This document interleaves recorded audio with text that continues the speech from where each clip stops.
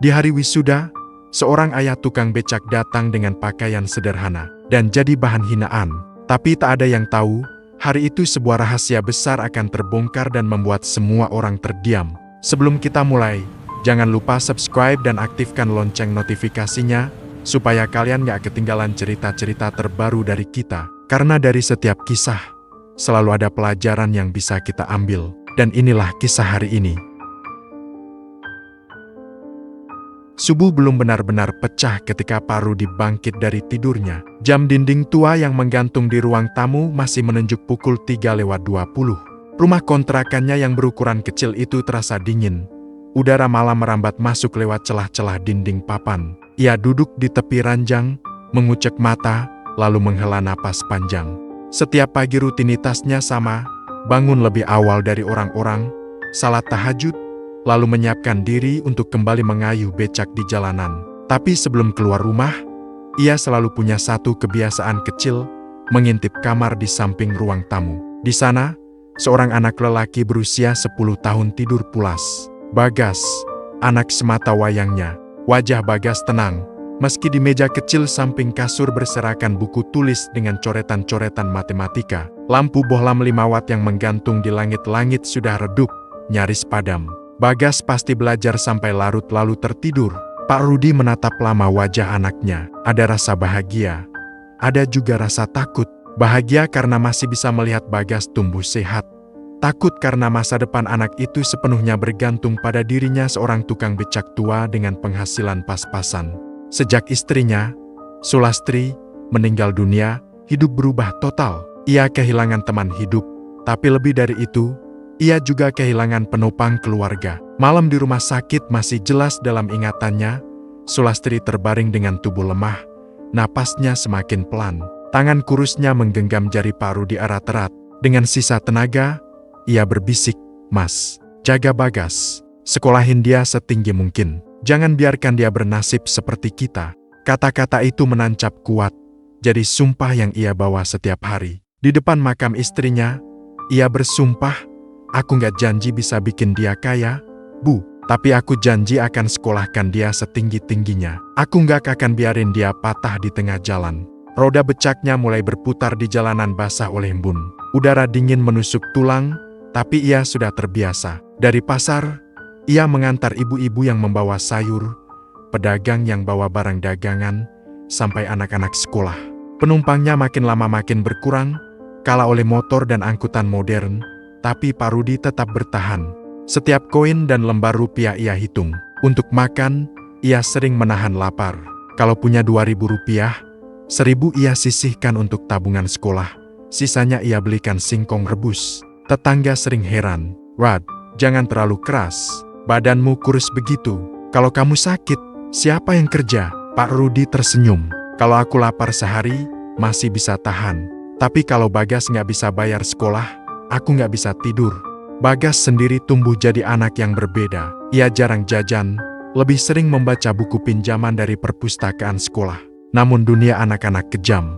Teman-temannya sering mengejek, anak becak, gas. Bapakmu kapan ganti motor? Gas. Nanti kalau aku nikahan, aku minta becak bapakmu buat hiasan. Ya?" Suatu sore Bagas pulang dengan mata sembab. Pak Rudi langsung tahu ada yang salah. "Kenapa, Gas?" Bagas menunduk. "Pak, teman-teman bilang aku anak becak. Mereka ketawain aku." Pak Rudi menahan sesak di dada. Ia mengusap kepala anaknya. "Gas, dengar Bapak. Orang yang menghina itu karena mereka nggak ngerti. Mereka pikir harta segalanya. Padahal yang penting itu kerja keras. Ingat, orang besar lahir dari orang kecil yang nggak pernah menyerah." Kata-kata itu ia simpan. Sejak saat itu, setiap kali ada yang mengejek, Bagas hanya menunduk tapi dalam hatinya berkata, "Suatu hari, aku akan buktikan." Waktu berjalan, Bagas masuk SMP, lalu SMA negeri favorit. Ejekan tetap mengikuti. Saat ia diantar becak, anak-anak lain tertawa. Ada yang sengaja menunggu di gerbang sekolah hanya untuk berteriak, "Hei, anak becak datang." Pak Rudi mendengar, hatinya perih. Tapi ia pura-pura tidak peduli. Ia hanya menepuk pundak anaknya. "Gas, biarkan, itu jadi bensin buat kamu." Bakar ejekan mereka dengan prestasi. Di rumah, keadaan makin sulit. Harga kebutuhan naik, penumpang becak makin sepi. Kadang Pak Rudi seharian hanya bawa pulang 10.000. Tapi Bagas tahu ayahnya terlalu keras pada dirinya. Ia berusaha tidak pernah minta uang jajan. Ia terbiasa membawa bekal nasi dengan tempe goreng. Malam hari, ketika listrik padam, Pak Rudi menyalakan lampu minyak kecil. Bagas tetap belajar di bawah cahaya temaram. "Gas, udah malam, tidur, besok sekolah." "Sebentar, Pak, besok ulangan." Pak Rudi menatapnya lama, air matanya menetes. Ia tahu perjuangan anaknya tidak ringan. Suatu sore Bagas pulang dengan membawa brosur. "Pak, ini formulir ujian masuk universitas." Pak Rudi membaca, biaya pendaftaran cukup besar. Matanya sedikit goyah. "Gas, apa kamu yakin bisa masuk universitas besar?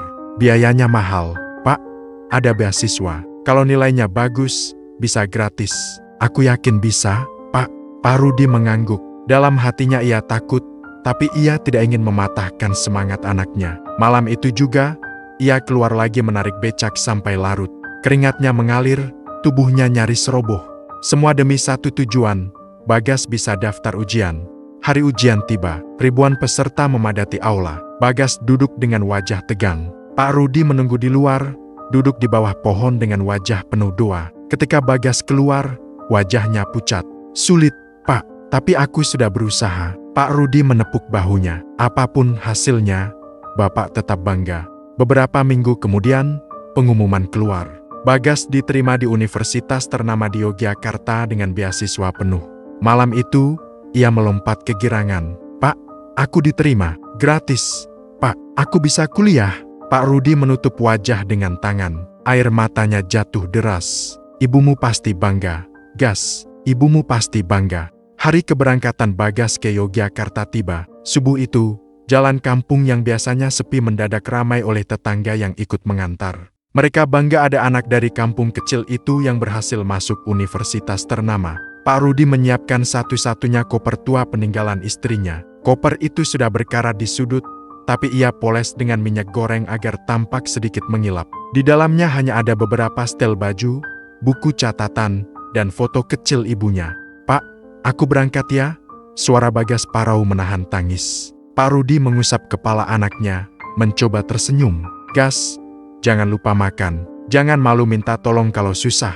Ingat pesan Bapak, belajar baik-baik. Bapak nggak punya apa-apa selain kamu."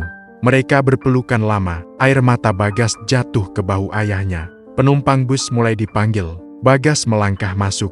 Dari kaca jendela, ia melihat Pak Rudi berdiri dengan sarung dan baju lusuh, melambai sambil menahan air mata. Becaknya terparkir di samping, menjadi saksi janji yang selalu ia genggam, mengantarkan anaknya setinggi mungkin.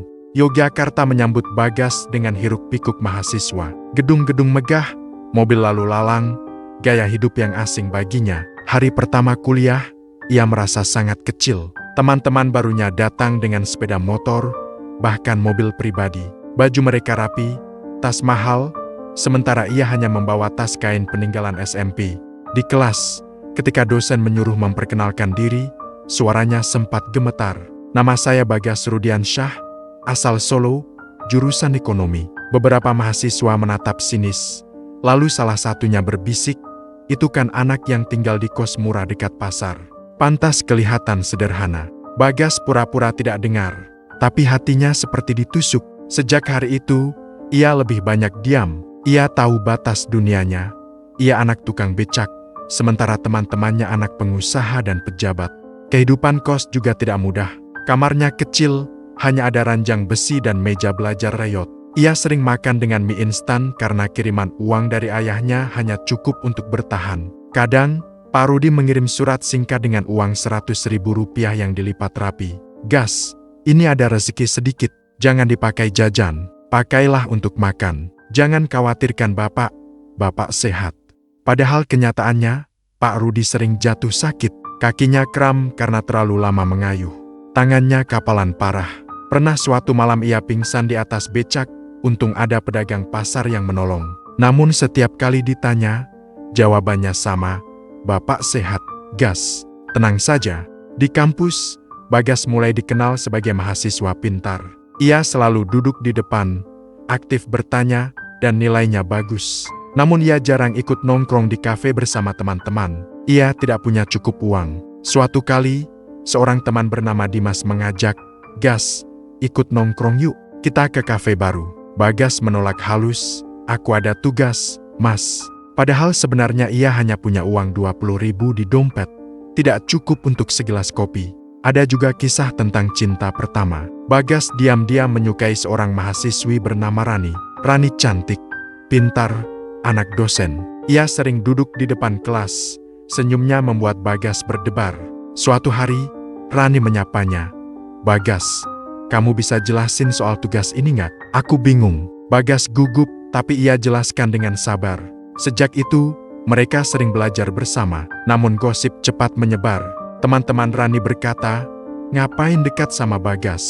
Dia anak siapa sih?" Katanya anak tukang becak. Rani sempat menjauh. Bagas merasa hancur, tapi ia memilih diam. Ia tidak ingin jadi bahan hinaan. Ia hanya menenggelamkan diri pada buku. Sementara itu, Pak Rudi di rumah semakin keras bekerja. Ia tahu biaya hidup anak kuliah berbeda. Setiap hari ia memaksa tubuhnya untuk mengayuh lebih lama. Kadang sampai larut malam baru pulang. Tetangga mulai khawatir. "Wat, jangan maksa badan. Kamu udah tua." "Tapi kalau aku berhenti, Bagas makan apa?" Jawabnya selalu sama. Suatu malam, Bagas menelpon. "Pak, jangan terlalu capek. Kalau memang gak ada uang, aku bisa kerja sambilan." Pak Rudi marah. Suaranya meninggi. "Jangan, tugasmu belajar. Biar Bapak yang kerja. Kamu kuliah harus lulus cepat. Itu saja yang Bapak minta." Setelah menutup telepon, Pak Rudi menangis sendiri. Ia tahu tubuhnya tidak sekuat dulu. Tapi ia tidak punya pilihan. 4 tahun berlalu dengan cepat. Bagas semakin pintar, bahkan sempat ikut penelitian dosen. Namun ia tetap minder. Setiap kali ada acara kampus yang mewah, ia tidak pernah hadir. Ia takut dibanding-bandingkan. Di sisi lain, kesehatan Pak Rudi semakin menurun. Ia batuk terus-menerus, kakinya sering kram. Tapi ia tetap mengayuh becak. Ia tidak ingin anaknya tahu. Hingga suatu hari, surat dari kampus datang, undangan wisuda. Bagas membaca dengan hati bergetar. Ia akan lulus dengan predikat cum laude. Ia ingin sekali ayahnya hadir. Ia menelpon, "Pak, Bapak harus datang ya. Aku wisuda minggu depan." Suara Pak Rudi parau. "Iya, Gas. Bapak pasti datang. Biarpun jalan kaki, Bapak datang." Hari wisuda tiba. Aula kampus megah penuh dengan toga hitam dan senyum bahagia. Orang tua mahasiswa hadir dengan pakaian indah. Mobil mewah terparkir di luar. Pak Rudi datang dengan batik tua yang sudah pudar warnanya. Celana hitam kebesaran, sepatu bolong yang ia semir agar mengilap. Ia memarkir becaknya jauh dari kampus, takut ketahuan. Lalu berjalan kaki masuk aula dengan langkah pelan. Orang-orang menoleh.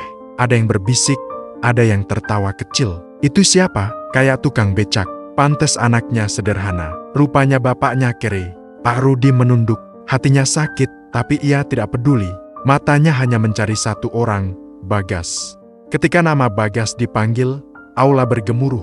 Bagas Rudiansyah, sarjana ekonomi, cum laude. Bagas berjalan ke panggung dengan gagah. Ia menoleh ke belakang, melihat ayahnya berdiri memberi jempol dengan senyum lebar. Air matanya nyaris tumpah. Setelah acara, para wisudawan berkumpul bersama keluarga untuk foto. Bagas menarik ayahnya. "Pak, ayo ikut foto." Pak Rudi menolak, merasa malu. "Bapak di belakang saja." "Pak, tanpa Bapak aku nggak mungkin ada di sini. Bapak harus ada di foto ini." Mereka berdiri bersama. Saat itu, seorang orang tua teman Bagas nyeletuk. "Oh, jadi ini bapakmu? Pantes selalu sederhana. Kirain pembantu kampus." Beberapa orang tertawa. Wajah Pak Rudi memerah. Tapi Bagas berdiri tegak. Dengan suara lantang, ia berkata, "Jangan hina bapak saya. Bapak saya memang tukang becak. Tapi tanpa beliau, saya tidak mungkin ada di sini. Semua prestasi ini milik bapak saya." Suasana hening. Orang-orang menunduk malu. Hari itu, Pak Rudi merasa seluruh lelahnya terbayar. Hari wisuda berakhir dengan penuh haru. Meski sempat ada ejekan, pembelaan Bagas membuat semua orang terdiam. Foto-foto diambil, senyum-senyum dipaksakan. Namun di hati Pak Rudi, ada rasa bangga yang tidak bisa diukur dengan apapun. Sore itu, mereka pulang bersama. Bagas menolak naik mobil teman. Ia memilih jalan kaki bersama ayahnya sampai tempat becak terparkir. Pak Rudi sempat canggung. "Gas, apa kamu gak malu jalan sama bapak? Bagas menoleh dengan mata basah. Pak, aku justru bangga. Kalau orang lain malu, biar saja. Aku berdiri di sini karena bapak. Pak Rudi tidak sanggup menahan air mata. Ia memeluk anaknya arah di pinggir jalan, di antara kerumunan toga dan bunga ucapan. Seminggu berlalu setelah wisuda, Bagas mulai sibuk mencari kerja. Ia ingin segera membantu ayahnya agar tidak perlu lagi mengayuh becak. Namun di tengah kesibukan itu, sebuah surat datang. Surat resmi dengan kop notaris. Pak Rudi yang menerima pertama kali. Tangannya gemetar membaca nama pengirim. Gas, ini dari kantor notaris. Katanya kita harus datang besok. Notaris, untuk apa? Pak? Pak Rudi menggeleng. Bapak nggak tahu. Bapak nggak pernah punya urusan sama notaris. Malam itu, mereka tidak bisa tidur. Bagas mencoba berpikir positif, tapi hatinya bertanya-tanya. Keesokan harinya, mereka tiba di kantor notaris. Ruangan itu megah, berbeda sekali dengan rumah kontrakan mereka. Dinding penuh dengan buku hukum tebal, meja kayu besar, dan aroma kopi hangat. Seorang pria paruh baya menyambut. Selamat siang, Pak Rudi, Mas Bagas. Silakan duduk, saya sudah menunggu. Pak Rudi gugup.